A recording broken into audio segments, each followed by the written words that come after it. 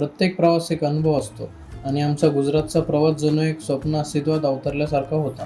नमस्कार, मी प्रसाद आणि हा आहे आमचा गुजरात ट्रिपच्या पहिल्या दिवसाचा अनुभव. संध्याकाळी 7 वाजता प्रवासाची सुरुवात झाली. आपल्या वीरांची भूमी राजगुरुनगरमधून शुभ श्रीफळ फोडून शुभेच्छा घेतल्या आणि कधी न खर्च करणाऱ्या राजेश भाऊंनी चक्क आम्हाला पिझ्झा खाऊ घातला. प्रवास चालू होता. रात्रीचा अंधार मागे टाकत पुढे जात होतो. लाईटवाल्या बोगद्यांनी थोडं मनोरंजन केलं आणि पहाट झाली.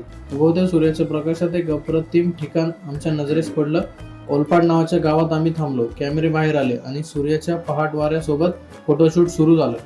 यानंतर गरमागरम नाश्त्यासाठी हंसोट इथल्या गायत्री खमन नावाच्या छोट्या हॉटेलवर थांबलो.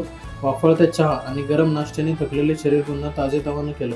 दुपारभर लांबचा प्रवास न संपणाऱ्या रस्त्यांवर गाडीत गाणी, गप्पा आणि सुंदर निसर्गाच्या साक्षीनं वाटचाल सुरू होती.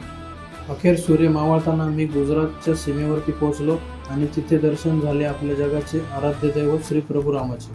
पुढे आम्ही जेवणासाठी थांबलो. चविष्ट गुजराती थाळी खाल्ली आणि हॉटेलमध्ये पोहोचून दिवस संपवला.